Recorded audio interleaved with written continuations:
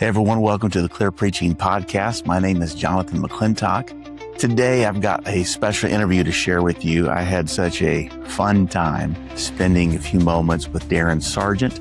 You're going to hear from him in just a moment. Darin is a powerful preacher. He has a great ministry that spans the U.S. He used to pastor in the state of California, and he now works for the United Pentecostal Church International as Ministry Central Director, where all of the training for those who are going to be licensed ministers go through Ministry Central. He edits the Forward magazine, which is sent to all the ministers of the United Pentecostal Church. You're going to enjoy Darin. Darin has a unique ministry. He was born with only one hand, and he talks about that in many different ways and different things he's written and podcasts, and how he doesn't see it as a limitation, but he sees it as a blessing that has opened so many doors and allowed him to minister to so many different people. And I admire Darin and just had so much fun interviewing him. So I hope you enjoy this interview here today with Darin Sargent on the Clear Preaching Podcast.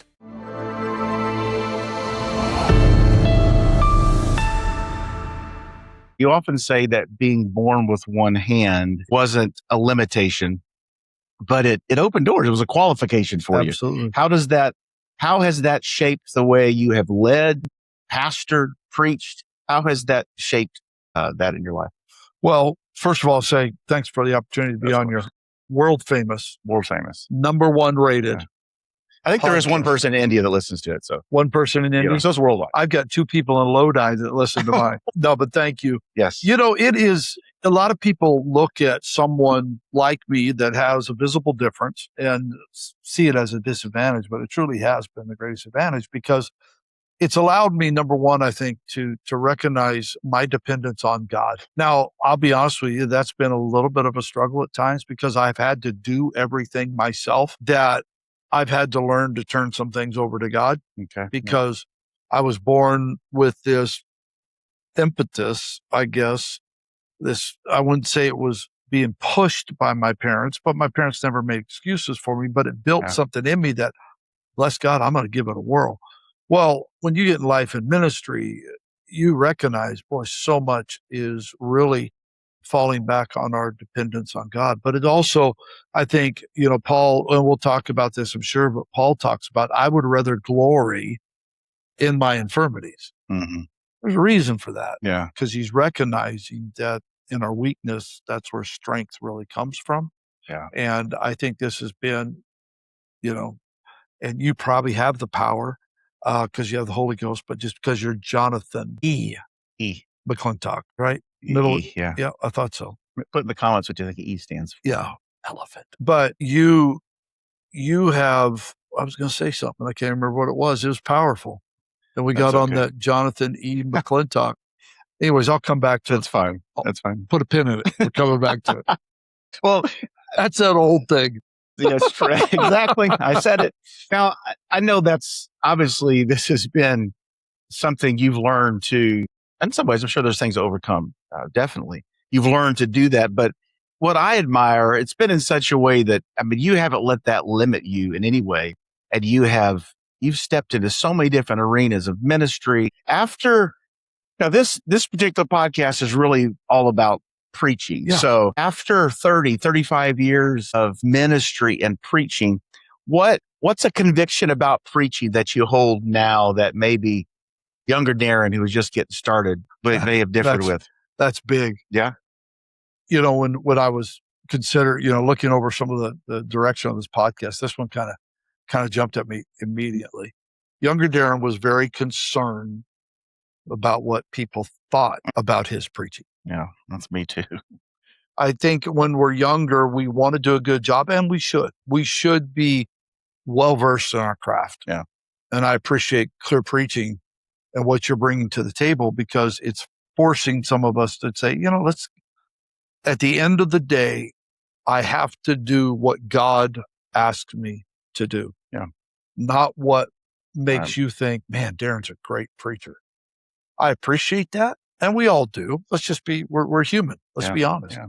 But at the end of the day, I have to do the will of God. And I'm at the point at 50, none of your business years of age, where if I minister to one person in that congregation, something that God gave me, that's enough. Yeah. It's not accolades. It's not, hey, great job. That's a great message. Man, you hit all 4 points or whatever. And I want to be biblically sound. I want to be hermeneutically correct. I want to do all those things. Mm-hmm. At the end of the day, I want to make sure that I'm ministering to the needs of people. Yeah. Yeah. Because God is concerned about people. Yeah, definitely. And preaching is about people. Preaching is about the people. I think in a recent interview I did with Josh Carson, he talked about it. Preaching is about the people. Yeah. So what do you think has been the biggest thing you've learned about preaching in the years that you've preached? Where do maybe you see that you were lacking in, or that you had to learn to develop as a preacher? What was one of those areas? I think if we want to go to the hermeneutical side of things, is really extracting what the text is saying. We are very good at taking a thought, an inspirational thought, Oh yeah, and just preaching the thought. And I probably still do that, to be honest. But I see the value now in just working with the text, because the Bible is so rich and so full of stuff that I don't have to add any commentary to it. Yeah. And so I think when I was younger, you got, oh, man, this will preach. Exactly. And you get up and you preach it. And God's been so merciful. It preached. But at the end of the day, are we really impacting those that are hearing us with the words of life? Yeah. Yeah. The second thing is, and this is a more practical, probably preaching style of things. I used to think I had to finish my entire message. Yeah. Yeah. I don't have to. Right. If God's done, I'm just wasting their time. Exactly.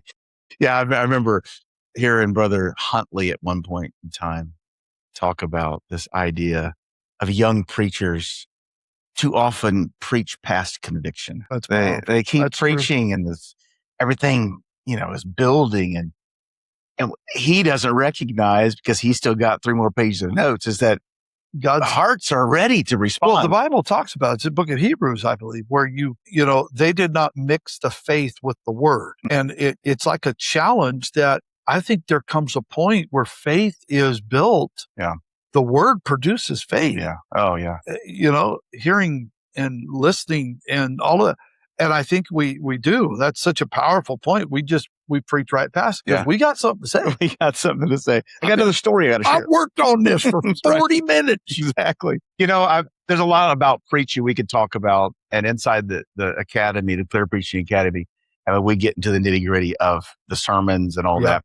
But really, I think with you, the direction I wanted to go with this conversation today is I wanted to look more at the character of the preacher, because anybody can learn the skill of putting a sermon together. Yeah. We might never name your favorite conference camp preacher that you love to listen to. We may never become that. You will. I might never become that. But so anybody can learn I'm not that. even getting paid for it. Anybody can learn. Those are skills to learn. But I think what many preachers struggle with more is learning the character. That's the truth. So, you've said before in many different ways that the most important leadership happens in private, when no one's applauding. Yeah. What does that look like for a preacher? That version of the preacher that people don't see on Sunday?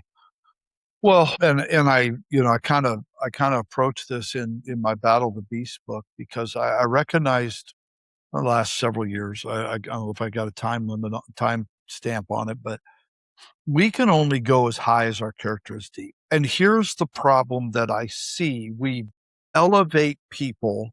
Boy, this is a candy stick. I know where you're going, but we elevate people based on talent and ability. Yeah. And when they fizzle out, yeah, or their character doesn't match their calling or their giftedness, there's a catastrophe that happens. How many times have we seen this? And over and over. And so I think we have to recognize that God is more interested in our character than he is our comfort. Mm. He's more interested in what's developing us. I want my character to be able to sustain the talent and the gifting and the ability. And I know this is going to be seen probably by several thousands. Yay, I say millions. Millions. Billions. Ooh, we're speaking in faith. And there's some people that may push back on this, but we have been the cause of a lot of burnout in preachers because we elevate them and push them to stages that they're not ready. That's why Paul said, Timothy, don't advance. Don't exalt a novice. Right. There's got to be some development. You look at characters throughout the Word of God, Joseph in particular. Here's a guy who has an incredible gift. I mean, he's getting dreams and interpretation. People are bowing to him, and he's telling people about it. My God, I had a dream. You're going to be bowing to me. Then God said, okay, that ain't going to work with where I'm taking you. Yeah. I've got a place for you that's going to impact millions of people, but I can't put you there yet. So we're going to let Potiphar's wife lie on you. We're going to spend 14 years in prison. You're going to be betrayed. You're going to be talked about. You're going to be kicked to the curb by life, but it's going to develop something that will be able to carry and have the capacity to carry what's next. Yeah. I feel for some of these guys that we're responsible for elevating and they didn't have the depth of character to sustain it. Thought of something really powerful. Get your notebooks out. Get them out. This is going to be good. I don't have a I don't know how it's going to come out, but in my mind, it sounded really brilliant. Put it in my phone. I love the way you highlighted what Paul said about the novice. Don't elevate him too soon. And I think what we love about the novice is that eagerness, that zeal, that excitement. But that when energy. But when they're a novice, the eagerness and the zeal outweighs the character. Yeah. And yet you find that preacher who has developed the character over time, the eagerness is a little less. The zeal, maybe not so much. I don't have to have the platform. I don't have to have but that's who you want to hear from because that character outweighs the eagerness. The character gives you the ability to affect. You've got corn in the crib, so to speak, to be able to impart something that is truly transformational. Yeah. I was preaching not too long ago, some youth function. I can't believe I was still preaching youth functions as old as I am. And I mean, they're just, I get, I'd raise my voice and try to drive a point. It's probably my old age, but I said, y'all sit down and shut up. I got something I want to talk to you about tonight. But we can shout past the substance. Yeah. And a lot of times I think in that novice stage of ministry, I so appreciate the passion and the zeal. Yeah. Give me someone with passion over somebody with a head full of knowledge. Yeah. I'll take it. Yeah. I'll take the passionate person every day. Yeah. But at the same time, if we can learn to couple the two together, that's a superpower. Yeah. That's a superpower. Definitely. This idea that we're talking about, the character here, the danger is that those of us who don't recognize that the character is where it needs to be. And we think there are some that think they get away with not having the prayer life or get away with maybe having some secret things going on they shouldn't, and and God's still blessing and God's still. Do you think that we think we can hide it? We think we can, we can just get more passionate and louder and nobody sees it. Do you think a congregation sees the gap in a man that doesn't have the depth of character, or do you think we really cover it up like we think we do? Well, that's a loaded question. That's a deep question. That's a loaded question. That's going to get me in trouble. I think. Sorry, we won't coach you. I think this is just my opinion.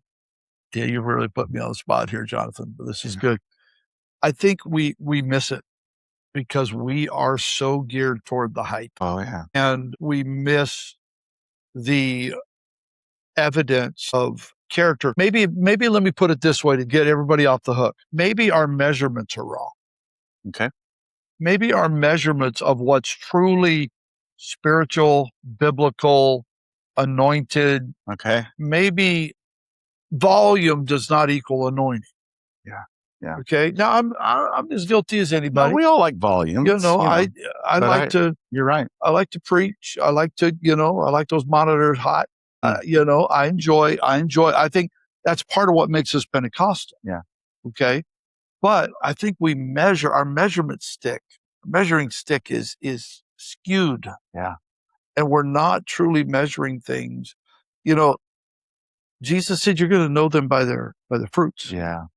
So we may miss things in the immediate, but you give time to lack of character building, and it will come back. There will be a crisis of faith at one point, because we're all going to face them. Let me just say this. If you're going to be used by God,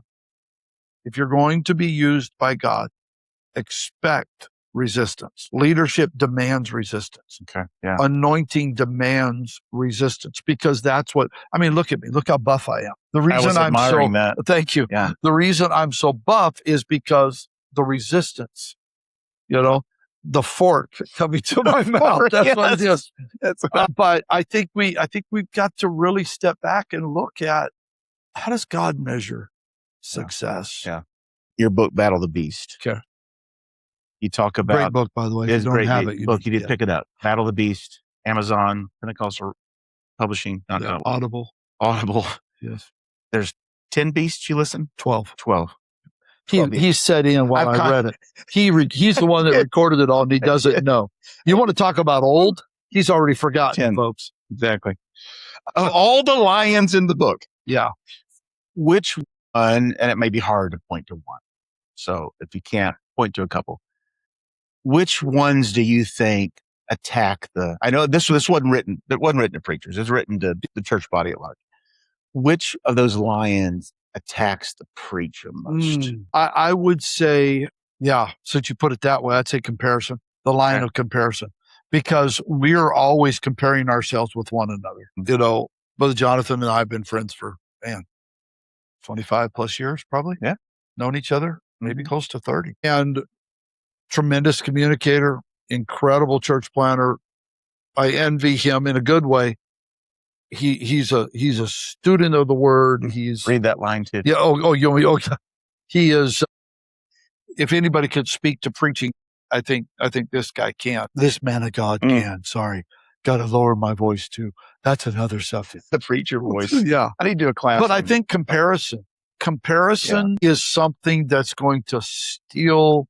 It can steal anointing. Oh yeah, because we think, I've got to be like him. Yeah. Okay, I'm going to date myself really bad. So I went to Bible college in 1987. I know some of y'all weren't even born yet. I went to Bible college in 1987. You weren't long after that. So I graduated in 91, and I think you showed up in 92. Okay, so the year. And our heroes that we would listen to on tape. I know some of you don't know what that is. On tape. Would be Anthony Mangun. Oh yeah. Wayne Huntman. Oh yeah. Jeff Arnold. And man, we would memorize their sermons, and we would want to be like them. Yeah. And there's nothing wrong with that. No. Okay. But I quickly learned, even comparing myself with people that I went to Bible. I'm thinking of one individual right now, man, in Bible college. He was a great preacher in Bible college. Yeah. I couldn't preach my way out of a paper bag, even if it was wet. But this guy, man, he was preaching everything. Yeah. Going out and preaching revivals. And here I am. I'd be lucky to get a, Sunday school class in Rancho Cucamonga, But I think I've recognized through life, I have to be Darin Sargent. I can't be Jonathan McClintock. I can't be Anthony Mangun. Yeah. I can't be any of these people that we look to today. Like, man, they're great. I can't be a Jerry Jones. No. If I can encourage you to do anything with your ministry, figure out who you are. Yeah. Oh, yeah. And just go in that vein. Live in that lane, because you will be effective. I can't be effective being you. No. You can't be effective being me. You have to be you. I have to be me. God called each of us. We're members of the body in particular. Yeah. And we have our place. Yeah. Live in it. Yeah. And that's so important to be able to get comfortable in your own skin and be okay with the type of preacher that you are. Comparison. I mean, we look around and again, we admire the camp speakers, we admire the conference speakers, and all of us at somewhere inside, all of us want to be that guy up there. Sure. All of us, and but it the feels majority, good to be wanted. yeah. But the majority of us won't be. The majority of us are not going to be. That can't be and that's not the ultimate. That can't be the ultimate. We've got to be content with where God's put us, be content with who God's made us, the way our voice is, the way we we've got to be content and okay with that and realize God knew what he was doing when he made us the way he made us. I am more clear at 57 on what God's called me to do than at any other time in my life. Yeah. A lot of that, 5 years ago, we stopped pastoring a little over 5 years ago. Never thought I would stop doing that. But I recognized that God was calling me to something. Okay. And people have not understood. When you can go back to, I hear it all the time. When you going back to pastor. Yeah. You want to pastor again? Yeah. I'm good. Especially if some of you that are watching this will just go ahead and just invite me. Just kidding. He's really wanting to. I'm good. Battle the beast. Yeah. We're back to that. We're trying to get to it. I want to ask one of the stories you point to and one of the illustrations that you use. You talk about Benaiah, and that whole scene going down into a pit on a snowy day fighting a lion. Very offensive, not defensive. Yeah. Going after something. Yeah. Why is playing offense against the inner beast so counterintuitive? Maybe for leaders, for pastors, for preachers. Do we tend to take the defense more than we do the offense? What are your thoughts on that? That's a great way of looking at it. I think we do. I think we have a tendency to be reactionary instead of proactive. We're reactive instead of proactive. The thing about Benaiah, and Mark Batterson made Benaiah famous, in a pit with a lion on a snowy day. And I read that book, one of my favorite books. I've read his sequel to it, Chase the Lion. I mean, all of it. But one thing he didn't deal with that I just felt like needed to be dealt with was the fact that Benaiah recognized, I better take care of this while it's beneath the surface so it will not come out and get me or my family or my marriage or my children later on. And in the book, I bring it out. You better take care of some things in your 20s so they don't destroy you in your 40s. And what I picture Benaiah doing was, it wasn't the best season. Mm-hmm. It was slippery conditions. Yeah. I mean, if it had been me, and I joke about this in the book, if it had been me and I come across that lion, it licks its lips and it goes down into a pit, I'm going to be like, praise God, hallelujah. I probably start speaking in tongues and shout because I'm already shorthanded. I don't need another limb tore off. But he recognized something. I know it's not the best season, but I better take care of this now, because if I don't, it has the potential to do harm to somebody else or myself or my family or my daughters or my son or my marriage. So deal with things under the surface. Go on the offense to attack rather than wait. Well, the season's not right. I don't need to deal with this lust right now. The season's not right. Why do we avoid those inner things? Because I think number one, it shows us, it reveals to us that we have some areas that need some work. We want to act like we got it all together. It's easy just to keep coasting and putting things under the rug, and because we think, because you don't see my issues or the things I'm struggling with, I'm okay. God sees it all. Yeah. That's the one I should be worried about. Yeah. Okay, got a problem with lion? I may get by with it for a while, but after a while it's going to catch up with me. So deal with it while you can, because it's uncomfortable. The season's not correct. It's not the best conditions. It's not glamorous because you're under the surface. And it's usually those private moments that are dealing with those internal lions. It's those moments that nobody sees. You're not in front of a crowd. you're buried in the carpet someplace, dealing with the junk that's going on in your life that you know what's there. Yeah. Have you seen, maybe even your own life, you want to get vulnerable, or have you seen in other people's lives, you can tell they must be struggling with something because it leaks out of their preaching. Oh, People that do not deal with certain things, we think we can stiff upper lip, power through, nobody's going to know. And yet humans, we leak. I mean, things. out of the abundance of the heart, the mouth speaks. Give me any time with someone, and I can guarantee you I know what's the main thing that's filling their heart. Yeah. Whether it's money, greed, whether it's anger, whether it's jealousy, whether it's envy, it will come out Mm-hmm. in their speech. Yeah.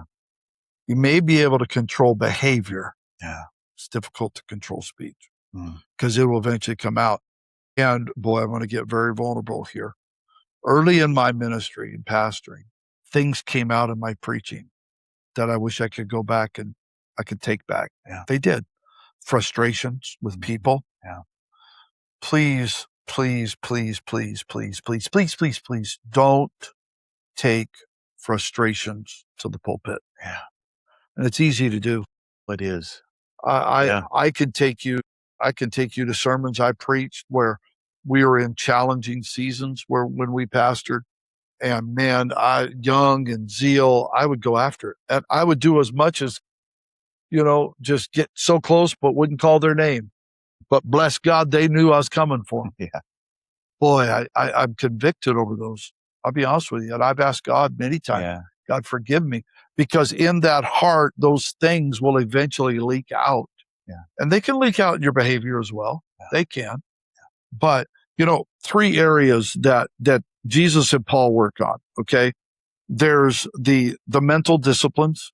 We've got to gird up the loins of our mind. We got to be transformed by the renewing of our mind. Those are important. The social disciplines, I can work on loving my neighbor. I can work on, taking care. What I can't show you is what's internal. Mm-hmm. Yeah. And I think Paul and Jesus deals with this. So you know what? Because if I don't deal with the internal, it's going to affect my social disciplines and my physical disciplines. Paul said, yield not your members as instruments of unrighteousness. I can deal with those things. And you can see the effect. What you can't see is the internal or the mental, the things that I'm battling that nobody sees. So you've got to go and deal with those things while you have a chance. Yeah. How are these battles that we face, these lions, these beasts that we battle, how do you see them connected to our destiny, our future? Hey, before we get back to the interview, I just want to take a moment, tell you about the Clear Preaching Academy. If you have not yet joined or have not yet checked it out, go to clearpreaching.com. This community is a place for preachers. Whether you preach on a regular weekly basis or occasionally, it is a place for preachers who take their craft seriously. It is a community of all kinds of different preachers who come together, and as iron sharpens iron, we strengthen, encourage, help one another in our ministry and our calling. There are courses you can go through on your own in your own time and learn on your own. There's also groups you can join, forums you can be a part of, videos, interviews that are made exclusively available to the Academy. I invite you to check it out. Go to clearpreaching.com. Love to have you aboard. Choices made today determine the direction that you're going to end up going. We've all made bad decisions. We've all made bad choices, and we reap the consequences of those. You sow what you reap what you sow. Yeah. So I have to constantly be keeping in the forefront of my mind, okay, this decision, what is it going to do? Number one, and I have a list. Number one, what's it going to do to my faith? What's it going to do to my family? What's it going to do to my friends? If I can gauge every decision I make, faith, family, friends, and then I'd probably add a fourth one, future. Is this decision going to affect my faith, my ministry, my calling, my influence, my impact? If I make this decision, is that going to erode the effectiveness of what God's called me to do? What's it going to do to my marriage? What will it do to my children? Yeah. What's it going to do now that I have a grandson?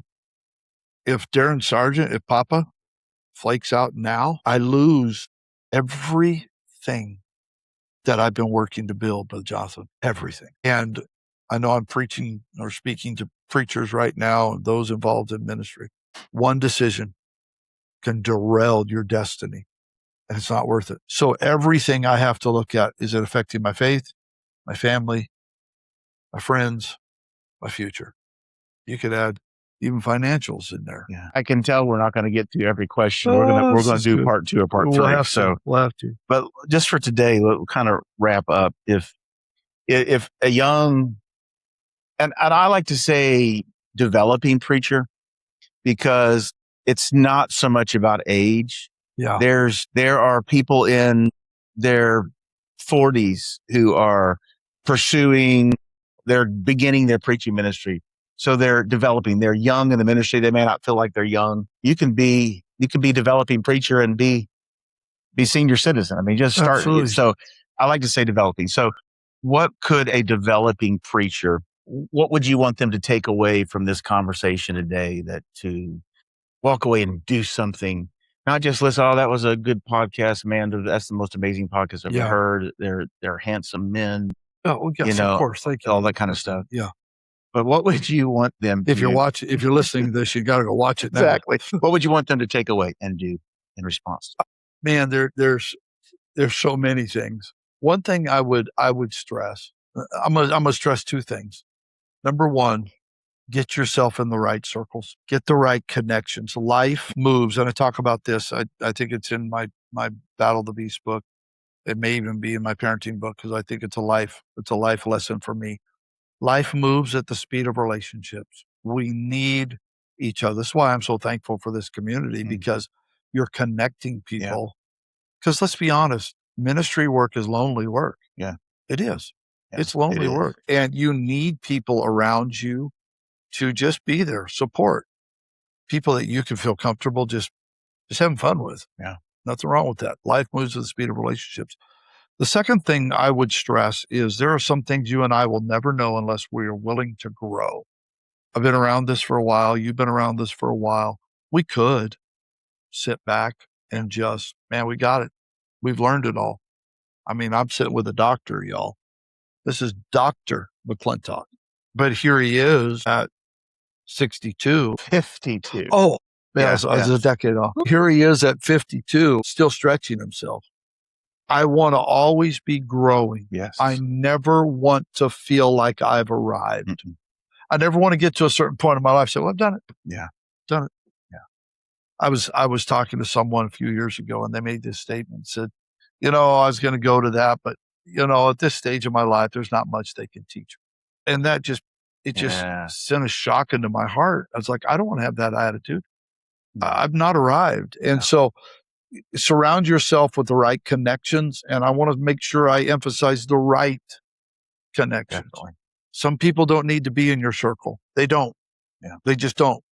And you got to be okay with that. Doesn't mean you have to be rude, but you get to select who's speaking into your life. Yeah.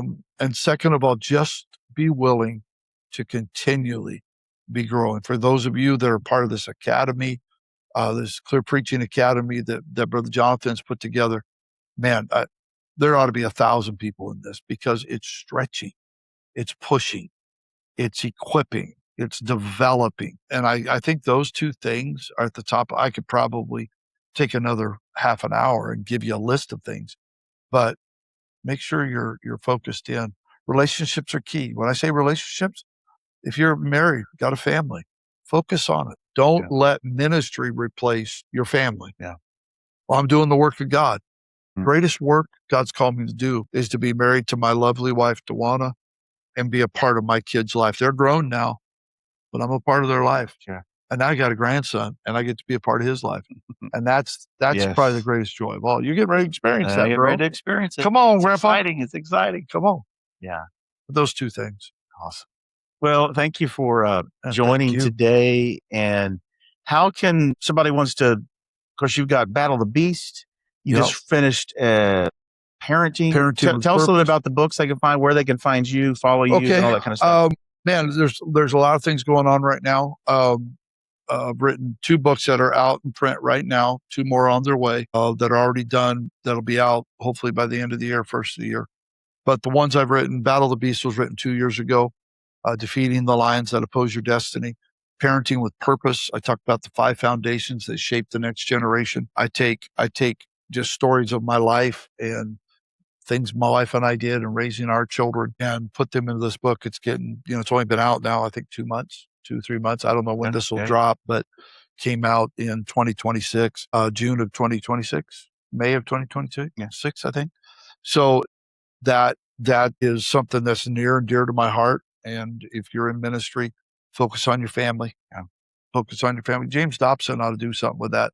Focus on your family. But then I've got a book on Fearfully and Wonderfully You. That's the title of it, coming out hopefully sometime this year. I've got a kid's book coming out too.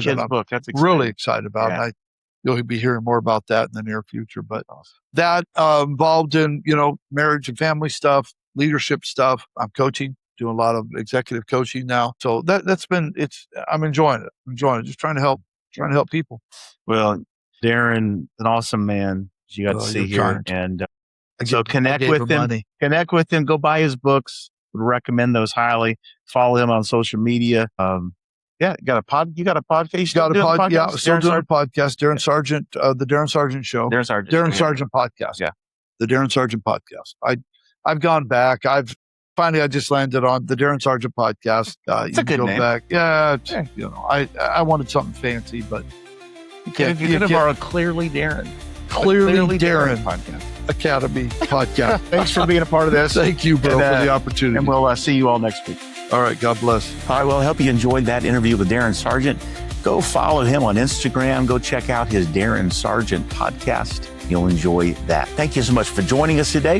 If this was a blessing to you, I invite you to like, subscribe, share it with somebody that you think it might also bless. And I'll see you next week.